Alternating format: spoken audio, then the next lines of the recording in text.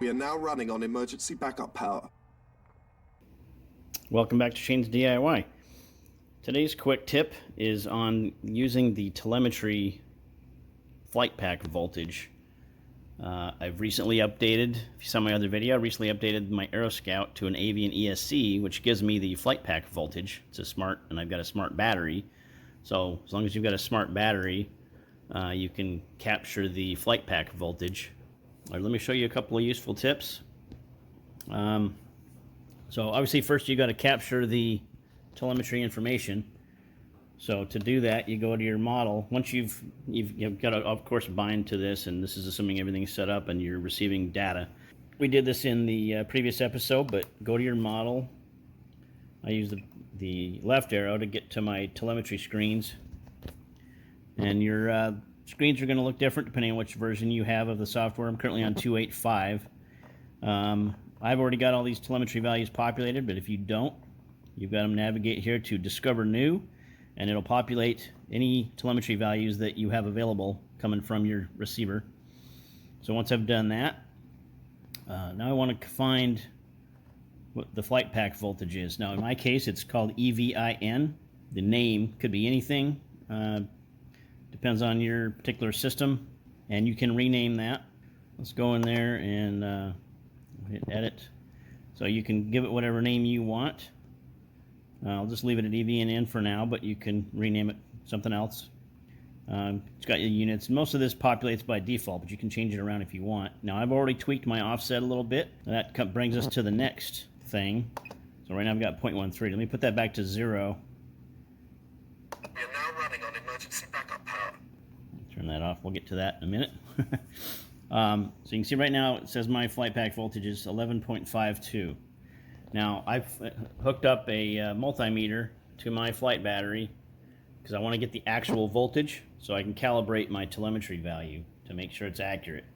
So right now I'm showing a voltage of 11.63, 11.64 volts. Now when you come over here to your telemetry, you've got the live data up here. Go to your offset and then basically just scroll up until it matches what your actual meter reading says. Looks like 0.12 might be a little more accurate. We'll set it at that. Now I've got 11.64. I'm toggling 11.63, 11.64. Let's see if I go to 11. Yeah. And you can decide if you want to be on the safe side, or which, basically round up or round down. That's up to you. Maybe rounding down would be a little safer. So let's go ahead and leave it at 0.11 right now. That seems pretty close. Now, next thing, I've got a display on my screen for that value. How you set that up, I'll go ahead and hit my telemetry button down here in the corner. Now, for the top bar, depends on where you want to put it. In my case, I'm going to put it on the top bar, so I'm going to select this button here. I want to select my widgets. Now I'm going to tap that location. Now you want to select the widget. Now what I'm using on that one is value. So I'm going to go down here and select value. And then for the source, I want to pick that telemetry value. Okay, down here in the bottom, I can select that. That'll just give me only the telemetry values. So let's scroll down here. I know it happens to be down here somewhere. There it is. Now there's a couple of variants of it, but EVIN without the plus or minus is the one I'm looking for this. Then pick a color for the text. I like to use white. I'm going to change this to RGB. Tap the top. So that gets you white, and then tap outside the box. I don't want a shadow on mine, so then I just hit the back a couple times. See, now up here in the corner I've got EVIN, and it shows my voltage. Hit escape a couple times more to get out of the setups. So now I've got my voltage. Next thing I want to do is set up an alarm for that. So I'm going to go to my model.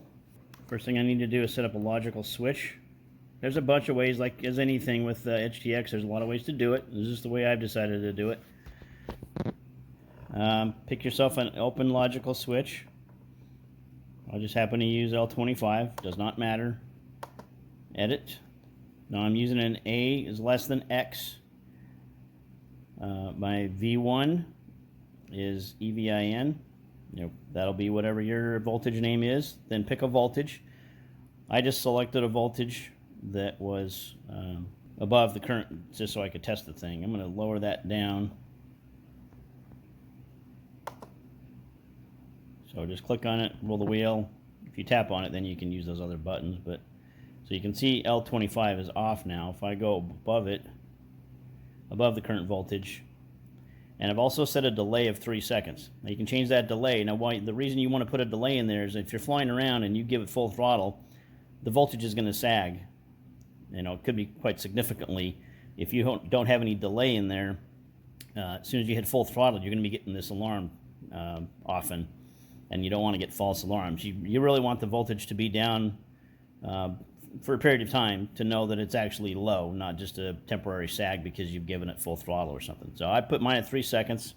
I'll do some test flights to see how I like that. If that doesn't work very well, I'll change it. But so let me give an example here. I'm going to get it just below.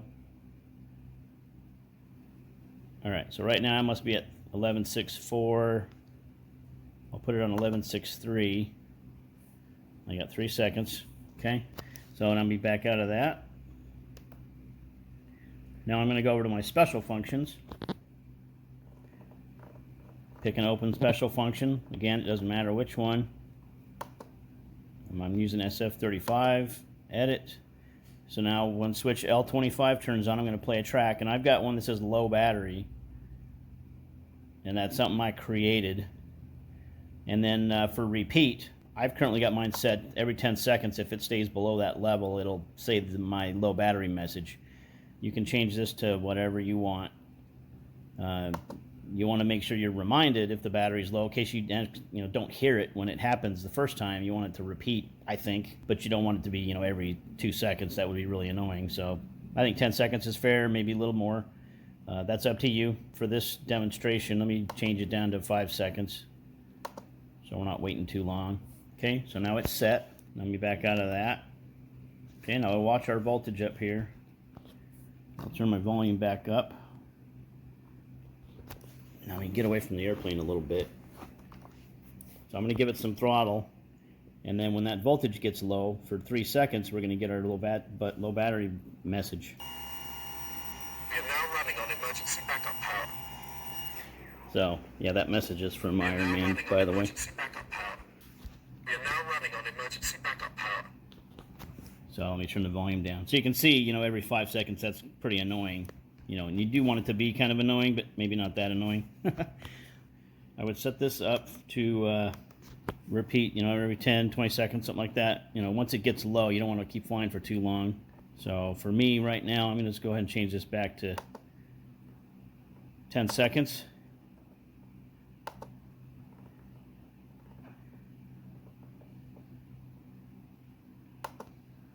I might find that that's still too annoying, but for now. And then you also want to make sure you set this to an appropriate voltage for your particular flight pack.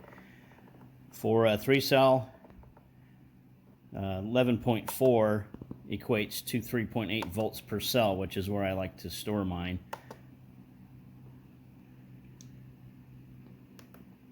So another option, if you've got either a 4-cell battery, or you switch back and forth between the two, there's a number of ways to keep track and alter your set point if you're going to use a 4-cell battery and a 3-cell battery back and forth. But another option is just to watch one cell. Now, if you got cells out of balance, this may not be ideal. If you really wanted to get creative with your programming, you could program an extra line for each cell in your battery, and then use a comparator to see if either this one or this one was going off, and this one or this one. You could combine a whole bunch of logical switches to do that. It'd get kind of crazy. But so if I change L25 to, instead of using the EVIN, if I just find one of my cells, so I've got cells, 1, 2, 3. If I had a 4-cell in there, it would say cells 4, but so I'll just grab cell number 1, for example, and then I would set the voltage on that one to reflect what that cell voltage is. So if I don't want it to get below 3.8 for more than 3 seconds. So just change your set point to 3.8.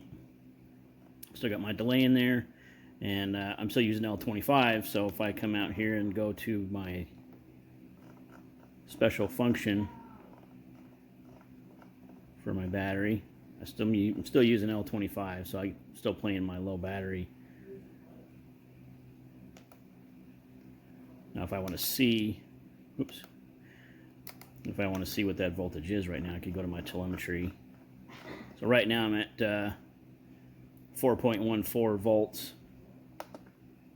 Now I could get my multimeter out and double check that. So my offset could be wrong. I don't know for sure if that's what the current voltage is. Let me get my battery monitor. I'll plug it into my balance checker and see what it is. So right now my telemetry is showing me 4.14, 4.17. So I could tweak that up. So let me adjust this, go to my offset. Yeah, so 0.03 is all I needed for that. Give me an offset. Now my voltage is accurate for that one cell. So with the alarm set like that, and it wouldn't matter if you had a 4-cell, 3-cell, wouldn't make any difference, as long as that one cell or some other cell wasn't way out of whack. So if you wanted to, you could make another gauge on your screen to show the cell voltage, but I kind of, I wouldn't mind having the alarm set at 3.8, because then I could also get the alarm and I could also take a look at that voltage. And you can also have it periodically tell you the flight pack voltage. So let me show you the command for that. You can have it call it out when you either hit a button or at some interval.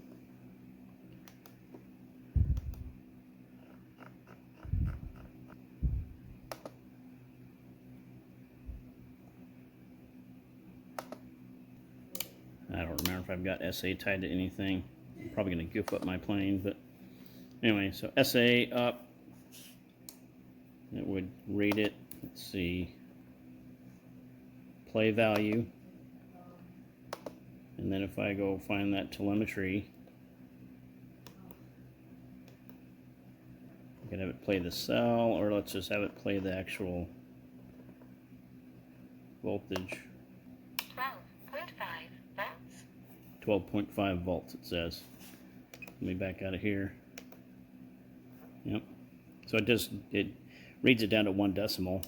12.5 volts. So you could tie that to a timed event, put it on a switch, so you can be flying around. You get your alarm set at 3.8 for that one cell, but you could also get the whole pack voltage, but with some switch. 12.5 volts. So just to give you some ideas, there's a lot of ways you can do it. You can get creative with it. You can watch multiple cells. You can average them. You can watch all the cells at the same time if you want. You just got to add the code for it. But there's so many ways you can do things on this radio. But thanks for watching. Hope this was useful. I thought this was pretty cool. This is one of the big benefits to having the Avian ESC or another receiver that can read flight pack voltage for you.